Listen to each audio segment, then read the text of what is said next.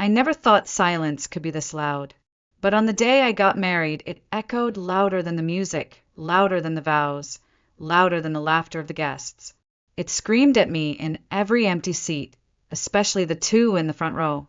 My parents didn't come, not because they were sick or stuck at an airport or caught in a freak accident. They chose not to. And it wasn't just them. My younger sister, Celeste, the family's golden child, skipped it too. No calls, no apology, not even a bland congratulation message on social media. Nothing. It was as if they'd cut themselves out of my life entirely the moment I dared to do something before she did. It was supposed to be the happiest day of my life, and in many ways it was. Graham, my now husband, stood across from me in the soft light of a late September afternoon, beneath a canopy of wildflowers, and looked at me like I was everything. The way his eyes crinkled when I reached his side, the way his hands never let go of mine during the ceremony. It was beautiful, it was real, it was ours. But there was an ache I couldn't shake, buried beneath the joy. It throbbed in quiet moments, the father-daughter dance that never happened, the cake cutting where his mother had to stand in for mine, the speeches where no one from my side of the family said a word. People noticed, of course. They whispered politely. Some even asked carefully, assuming there had been some misunderstanding. "Are your parents running late?" Maybe they had trouble with the directions? I smiled, lied, shifted the conversation. I didn't want to make a scene. I didn't want to let their absence turn my day into another tragedy. But inside, I was bleeding. What hurt the most wasn't that they weren't there. It was that I wasn't surprised. I think I knew deep down, from the moment I told them I was engaged, that they'd never show up. The way Mom blinked slowly, as if she hadn't heard me correctly. The way Dad just nodded and mumbled something about it being a big step. The way their attention drifted. Back to Celeste. Always Celeste. I grew up with that kind of favoritism so tightly woven into our family DNA that, for years, I thought it was normal. I thought every daughter got measured against her sister. Every birthday became an afterthought if the younger one had a modeling gig that day. Every report card overshadowed by prom preparations or another ridiculous award Celeste had won. Celeste wasn't just talented, she was magnetic. Tall, thin, photogenic, brilliant in that effortless kind of way. From elementary school through college, she collected trophies, certificates, and followers like they were Pokemon cards. She was a model by 19, a business school star by 22, and now a rising executive in New York with a perfect LinkedIn profile to match her perfect jawline. My parents ate it up like gospel, framed her first magazine cover and hung it above the fireplace, hosted a party for her first billboard. And me? I was the girl who built things quietly, who solved problems on a screen, who could code for 12 hours straight, but never quite fit into the family's photo-ready aesthetic. I'm not saying I didn't try. God, I tried. I joined clubs I hated because Mom said it would look better. I took modeling classes once, after she dropped a brochure on my bed and said, "You might be surprised if you lost a few pounds." I even skipped a summer internship to help her plan one of Celeste's fashion events, just for a chance to be seen as the good daughter. But nothing was ever enough. There was always a better version of me, and her name was Celeste. So when I finally stopped chasing approval, when I built a life that didn't revolve around their validation, I thought maybe that would bring peace. And in some ways it did. But then came the wedding, and their absence wasn't just a statement. It was a message that said, "How dare you get married before your perfect sister?"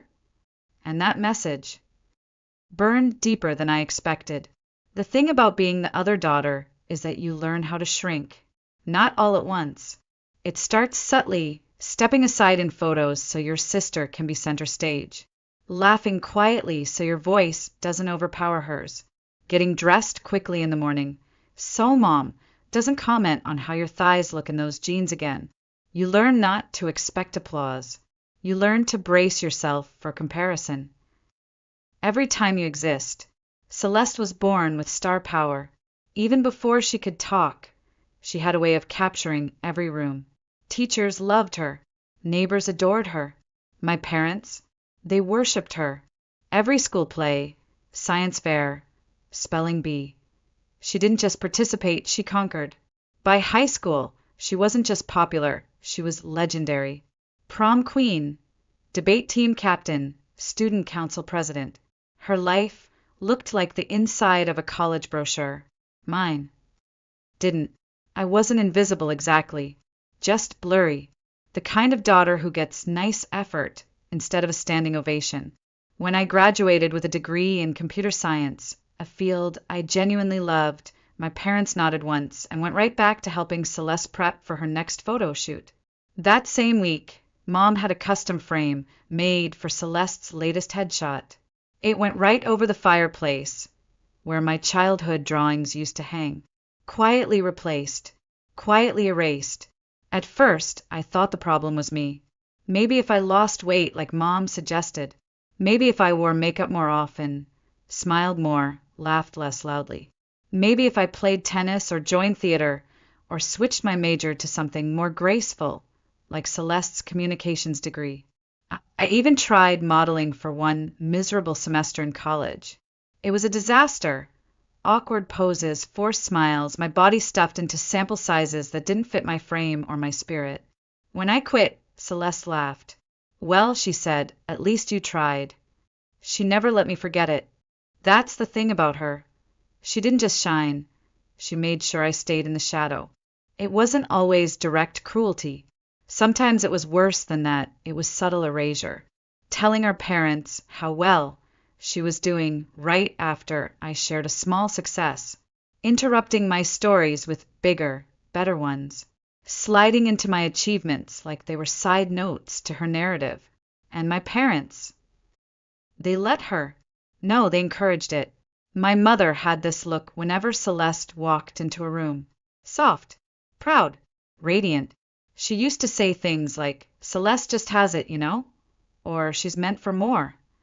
But when it came to me, the words were always about practicality. You should wear black, it's slimming. You might not get that internship, so don't get your hopes up. You're smart, but not everyone needs to be in the spotlight. Even in private, there was a hierarchy to our value. One summer, Celeste was up for a big modeling gig in New York. I had just gotten an offer to intern with a major software firm, my first real step into the industry. I remember telling them at dinner, heart pounding, expecting maybe, just maybe, a moment of pride. But the conversation turned. Mom mentioned how Celeste's agency was flying her out business class, and Dad asked if I could delay the internship so I wouldn't miss Celeste's runway show. I said yes, and I went, and I clapped, and I smiled for the photos while something inside me quietly cracked. By my mid-20s, I stopped trying. I stopped chasing the version of myself they might someday adore. I started working on becoming someone I could admire instead. I found a rhythm in my career. I made real friends. I dated people who didn't treat me like a second choice. And still, every holiday, every family dinner, every milestone, there she was. Celeste, the center of gravity, and me, orbiting. People outside the family never understood why I kept the peace, why I didn't speak up, didn't push back, didn't rage. But the truth is, when you've been dismissed for so long, silence feels safer than confrontation. You learn to pick your battles. And for most of my life, I picked none. Until the day I fell in love. Until Graham. Until the ring. Until the one thing I never thought I'd do before her. Marriage. When Graham proposed, it wasn't some Instagram-worthy spectacle. There were no rose petals, no violins, no hidden cameras. Just the two of us, barefoot in our living room. Tight takeout containers on the coffee table. Reruns of Frasier in the background.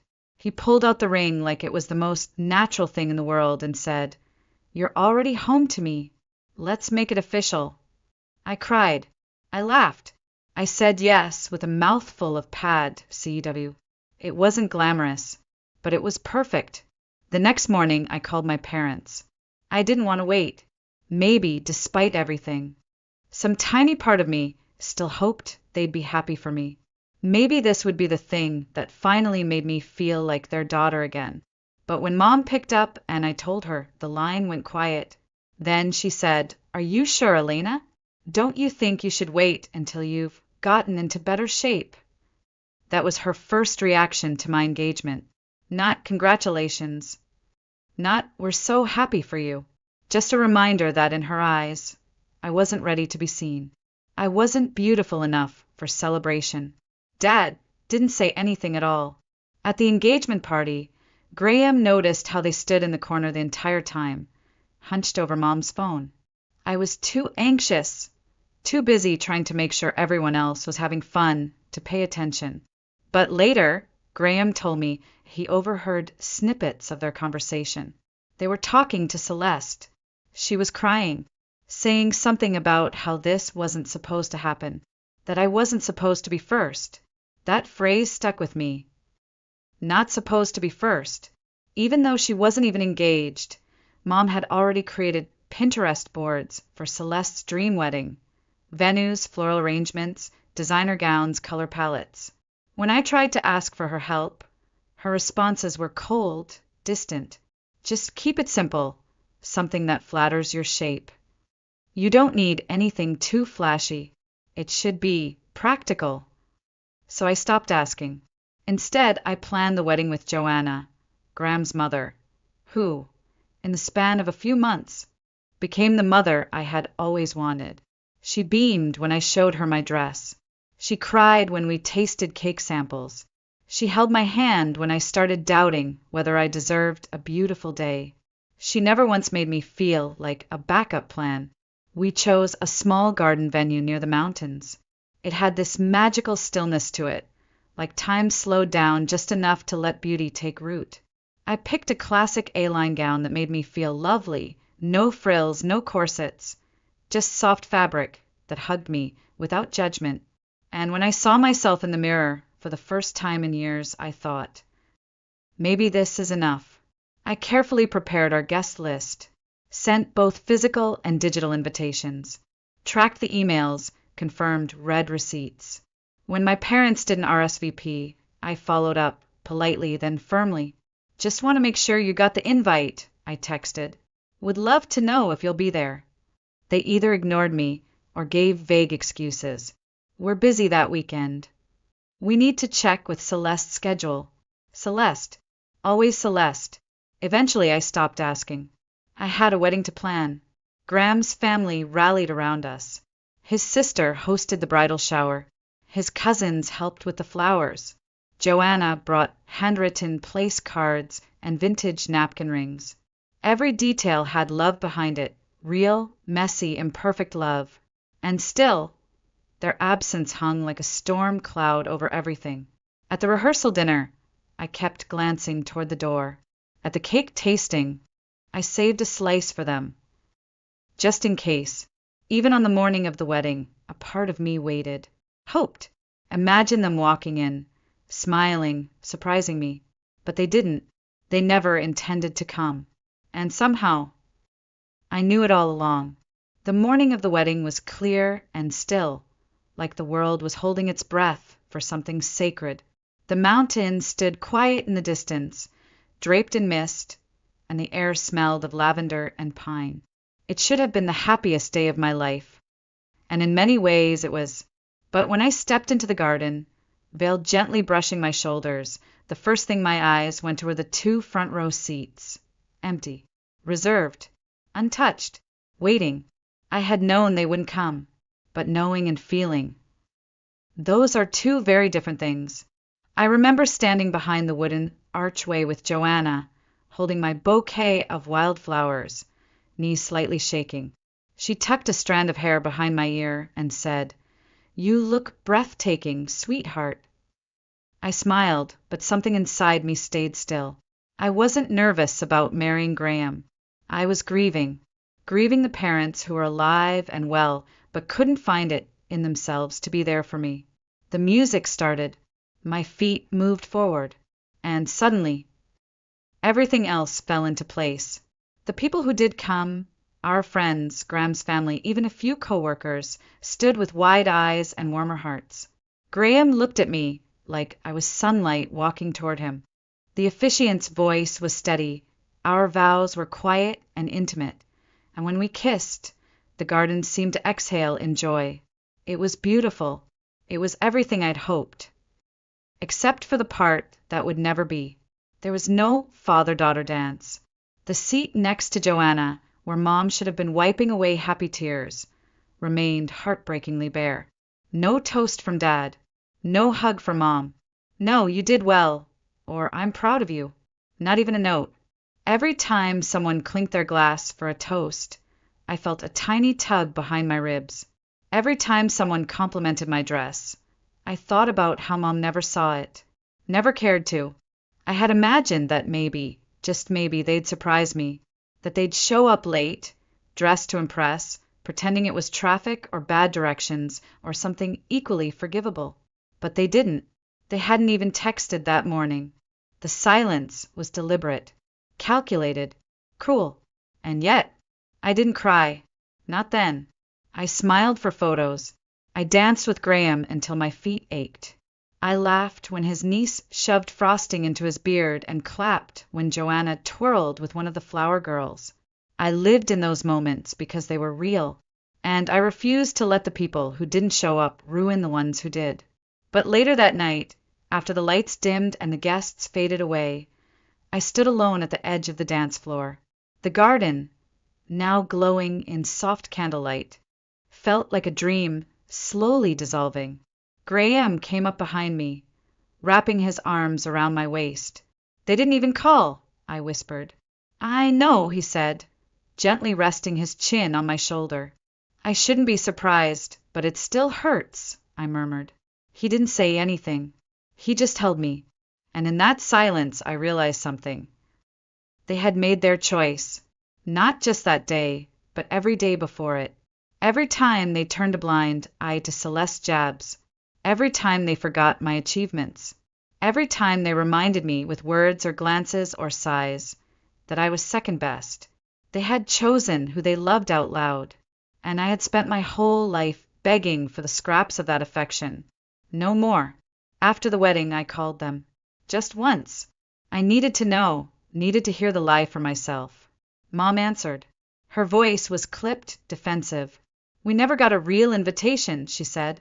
"You sent something digital. That's not the same. We didn't feel included." I told her I had sent both, that the email showed read receipts, that the physical mail had confirmed delivery. She paused. Then she said, "Well, maybe you used the wrong address.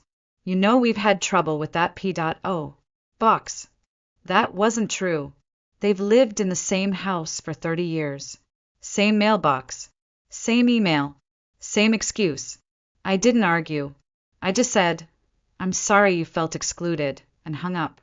And as I set the phone down, I finally cried, not for what I had lost, but for what I never had. It started with a text. 3 weeks after the wedding, after all the cake had been eaten and the flowers wilted and the photographs printed, I received a message from my mother. Not "sorry we missed it." Not "you looked beautiful." No, it was an accusation. "You could have at least warned us that your cousin wouldn't attend Celeste's engagement party. It seems like you've been spreading stories, Elena." I stared at the message, reading it over and over as if it might change. But no, it was exactly what it looked like. Blame. Apparently, in the weeks following my wedding, whispers had begun to circulate within the family.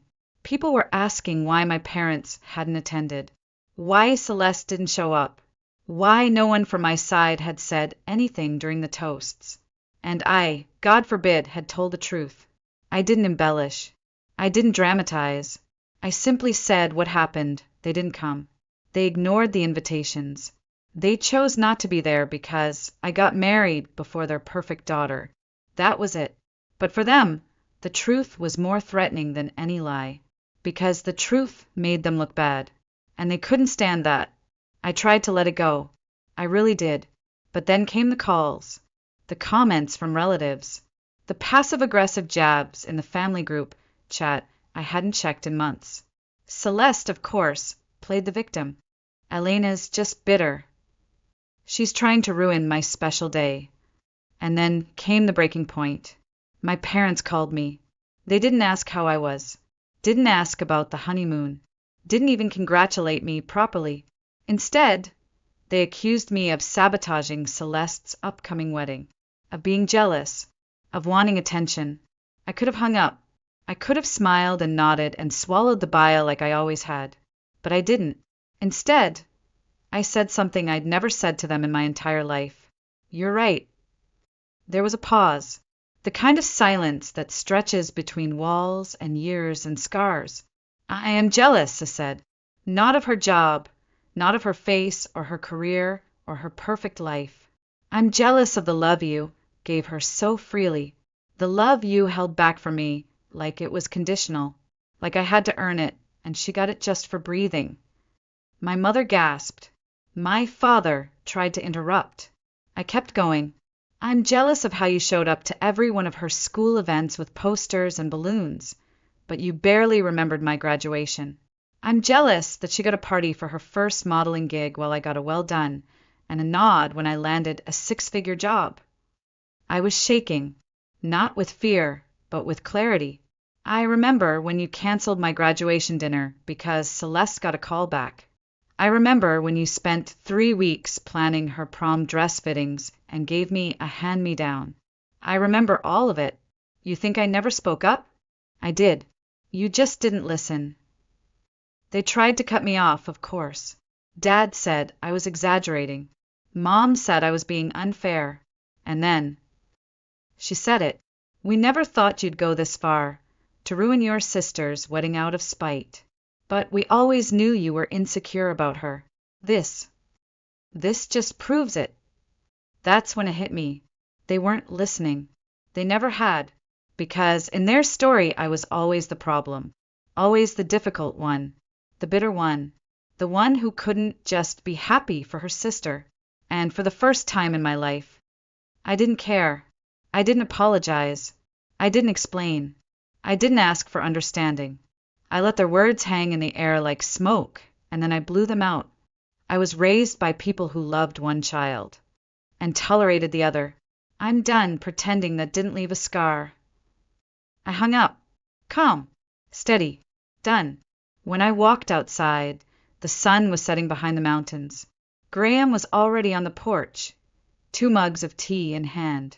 He looked at me, saw my face, and didn't ask a single question. Just handed me the cup and held my free hand. They're never going to change, are they? I whispered. No, he said softly. But you have. I should have known she wouldn't stay quiet. The thing about Celeste is, silence has never been her style. She lives in the spotlight, was raised in it, shaped by it, addicted to it. The idea that someone else, especially me, might be getting attention, even for a moment, must have felt like oxygen being sucked out of her lungs. So when she finally texted me, I wasn't surprised. Her message came wrapped in a tone so sweet it burned. What you said to Mom and Dad was really hurtful. They've supported us both so much, Elena. Not everything has to be a competition. Please don't turn this into a family war. A family war? As if I had declared it. As if I hadn't spent 3 decades dodging landmines while she walked red carpets of approval. I didn't reply, not out of rage, not out of fear, but because what was the point? Her words were the same ones she'd always used. Gentle on the surface, venom underneath. A masterclass in manipulation. She never did well with being ignored. So when I didn't respond, she found a new audience, my husband. Graham got the first message during a meeting. I saw it pop up on his screen and watched his eyebrow twitch. It started innocently enough. Hi, Graham. I thought I'd reach out since Elena isn't answering. Just want to make sure she's okay. And then the layers peeled back. She's been really emotional lately, and I'm worried she might misinterpret things. You know how sensitive she can be. Then the final blow. I think maybe you, as her partner, can help her see the bigger picture. Sometimes it's hard for her to understand how family dynamics work. She takes things so personally, that was the moment Graham burst out laughing. When I came home that evening, he was still shaking his head. We sat on the couch, rereading the messages together like they were entries in some deranged sitcom script. She'd even tried to hint that maybe he didn't know the whole story, that maybe he should speak to our parents directly, as if he were some clueless man waiting to be enlightened by her curated version of truth. "She really doesn't know me at all," he said, tossing his phone aside. "And she sure as hell doesn't know you." For years, Celeste's words had cut me like glass, sharp, delicate, and always with plausible deniability. But this time they felt desperate, hollow, like a mask cracking under its own weight. She wasn't reaching out to fix things. She was reaching out to control the narrative. And for once in my life, I didn't let her. It was liberating, not in some movie montage, girl power anthem kind of way, but in the quiet, private shift that happens when your body finally stops bracing for impact. I saw her clearly, maybe for the first time, not as the golden girl, the favorite, the untouchable, but as a woman so terrified of losing her place on the pedestal that she would sabotage anyone who dared to step into the light. Even me, especially me. And the saddest part? She didn't even realize that pedestal was already cracking. Because while she was busy texting Graham, our extended family was making decisions of their own. Word had spread. Aunts, uncles, cousins, people who had watched me grow up quietly beside her blaze, had started to question what they had once admired. Some declined to attend her bridal shower. A few withdrew from her wedding party altogether. Even our uncle, my father's own brother, the one who always kept silent to avoid family drama, sent me a message that said, "I should have spoken up years ago. I'm sorry." Celeste hadn't just lost her grip on me. She was losing her grip on the entire illusion. The downfall didn't come with screaming matches or family interventions. It didn't need to. It came quietly like rot beneath polished wood. Slow, steady, inevitable. It started with the RSVPs. Celeste's wedding, once poised to be the social event of the year, featured in a luxury vineyard in the Hamptons with custom gowns and a designer floral wall, was bleeding guests. People who had once posed in every family photo, who had toasted her achievements without question, were suddenly unavailable. Scheduling conflicts, last-minute emergencies. "So sorry, we just can't make it." But it wasn't just the absences, it was the silence behind them. No reposts of her engagement photos.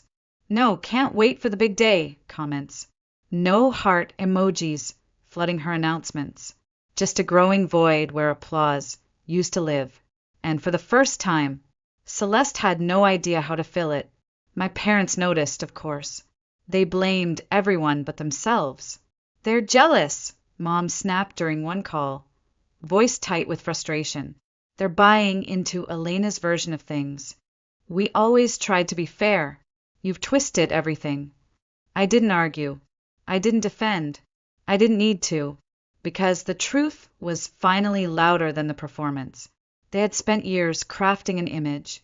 The doting parents, the shining daughter, the perfect household wrapped in smiles and Pinterest boards. But all it took was one missing piece, one empty chair at my wedding, for the cracks to show. People started asking questions. And once you start asking, you can't unsee. My cousin Lindsay told me later that the final straw was a comment at a baby shower. Someone asked Mom why they hadn't attended my wedding. She laughed, and said, "We never got a formal invitation. It was just one of those online things. We didn't feel it was real." That was the moment Lindsay decided not to go to Celeste's bachelorette weekend. It wasn't the lie, she told me. It was how easy it came out of her mouth. Another cousin, one who had always adored Celeste, messaged me to ask what really happened. I told her, without drama, without spin, just the truth. And she replied, "I believe you, and I'm sorry I didn't see it sooner." Even Uncle Henry, Dad's older brother, the one who used to say, "Family business is family business," called me out of the blue. "You've carried this alone for too long," he said. "He won't be at Celeste's wedding either." And still, my parents can't understand it. They call it sabotage. They call it envy. They call it betrayal. But they never call it what it is. Consequences. I've said nothing to the wider family. I haven't posted a single photo, shared a single story, named a single name. All I did was tell the truth once, calmly, quietly, and that truth has done what decades of silence never could. It revealed them. Now, the world they built, shiny and fragile, is starting to crack under its own weight. No matter how many emails Mom sends to clarify the misunderstanding, no matter how many desperate messages Celeste fires off to save face, people are stepping back, and the silence they used to punish me is now echoing back to them. The most ironic part? They still live in the same house, still use the same email they've had since AOL was a thing, and yet they claim they didn't receive the invitation, as if the internet failed them, not their own conscience. Sometimes I think about how easy it would be to rub it in, to send screenshots, voice messages, proof. But I don't, because this isn't about revenge anymore. It's about release. Let them say what they will. Let them spin their version of events into silk and gold. It won't change the truth. And it won't bring back the people quietly walking away. The image has shattered, and no one is clapping anymore. 3 days ago, I sat on my back porch and watched the sky turn lavender above the pines. Graham was beside me, a mug of chamomile tea in his hand, his other hand resting over mine. The crickets had just started their nightly chorus, and the air was cool, soft like a sigh. I hadn't spoken to my parents in weeks. Celeste hadn't tried again, and for the first time in my life, the silence wasn't a punishment. It was peace. It's funny how we're taught to believe that healing comes in dramatic moments, slamming a door, delivering a monologue, walking away with fireworks in the background. But for me, it came in the quiet, in the gentle unraveling of ties that once strangled, in the stillness that followed every confrontation I used to avoid. I had spent decades chasing a version of love that was never meant for me, trying to earn what should have been given freely, trying to become someone worthy of being chosen. But what I finally understand is, I was never unworthy. I was just never their ideal. Their idea of love was conditional, performative, pretty in pictures, but hollow up close. They didn't know how to hold space for a daughter who didn't shine like Celeste, who didn't fit neatly into their curated vision of success and beauty. And that's not my failure. That's theirs. Graham squeezed my hand that night, gently without a word, and I thought about all the things I'd lost trying to be part of a family that never truly saw me. But I also thought about what I'd gained by letting go. A husband who never compared me to anyone, a mother-in-law who made me feel seen, friends who celebrated my wins, no matter how small, and a self I actually recognized in the mirror. I won't lie and say I'm over it. Some wounds leave shadows. Some moments, like seeing a father twirl his daughter at a wedding or hearing someone say, "You remind me of my mom," will always sting. But the difference now is I don't bleed from those wounds anymore. I just notice them and keep walking. Celeste's wedding is in 2 weeks. I won't be attending, not out of spite, not out of revenge, but because I no longer owe anyone my presence just to keep the illusion alive. Let them host their polished event. Let them pose for perfect pictures. Let them bask in their curated joy. I hope, truly, that Celeste finds peace in her new chapter. I hope my parents find something to fill the silence they once used as a weapon. As for me, I'll be home, probably barefoot in the garden, planting something small and quiet, something that grows slowly, steadily, without needing applause. Maybe lavender, maybe rosemary, maybe something I don't even know the name of yet. Because sometimes the best revenge is no revenge at all, just a life well lived, a heart well guarded, and peace that doesn't ask for permission.